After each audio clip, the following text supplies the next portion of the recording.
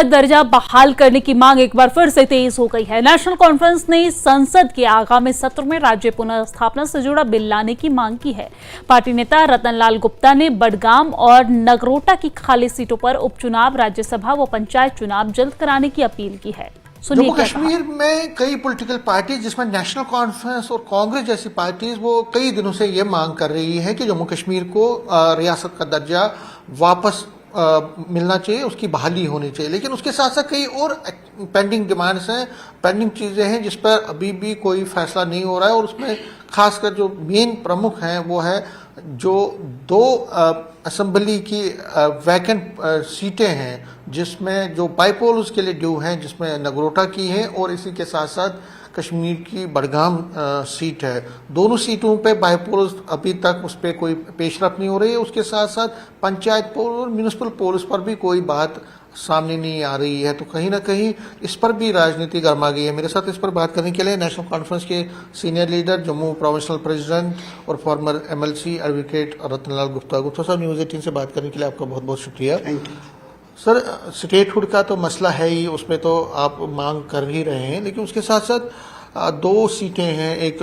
नगरोटा की, एक बडगाम की। उसके साथ साथ राज्यसभा की भी सीटें फिल अप नहीं हो पा रही हैं। उसके साथ साथ जो 5 वैकेंट एमएलए सीटें हैं वो भी अभी तक उसमें भी कोर्ट में पड़ा हुआ है। तो कहीं ना कहीं आपको क्या लगता है कि ये जो खासकर जो बाईपोल्स नहीं हो रहे हैं 2 सीटों के लिए, वो ड्यू हैं? क्या आप डिमांड करते हैं कि जल्द से जल्द होनी चाहिए? देखिए, हमारा मुल्क एक डेमोक्रेटिक कंट्री है। पूरी दुनिया में हम ये ढंढोरा पीटते हैं और है भी, इसमें कोई शक नहीं है। लेकिन जम्मू कश्मीर के लिए हमारे सेंटर का क्या रवैया है या इलेक्शन कमीशन ऑफ इंडिया क्या रवैया है, वो समझ से बाहर है।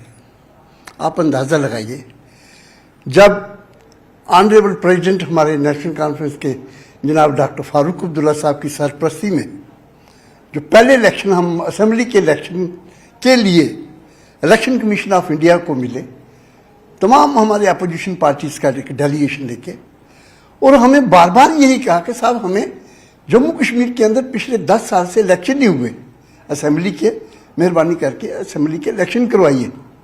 उस वक्त भी उन्होंने कहा मैं तैयार हूँ, लेकिन मुझे हरी झंडी नहीं आ रही है। बदकिस्मती है कि इलेक्शन कमीशन ऑफ इंडिया को जहाँ इलेक्शन करवाने चाहिए थे, ऑनरेबल सुप्रीम कोर्ट की डायरेक्शन जब गई तब जाके करवाने पड़े। दुख इस बात का है कि हर बात पे हम ऑनरेबल सुप्रीम कोर्ट को लाएं, वो भी मुनासिब नहीं है। अब जैसे जनाब ने फरमाया कि भाई स्टेटहुड का मसला है, कोई छोटा मसला नहीं है ये। आखिर जम्मू कश्मीर के लोगों ने जुर्म क्या किया है, हमारी खता क्या है, जबकि पूरी स्टेटें बाकी जो है, जम्मू कश्मीर रियासत एक बेहतरीन रियासत थी और महाराज के टाइम से आ रही थी, जब बाकी रियासतें भी हिंदुस्तान के साथ जुड़ी नहीं थी।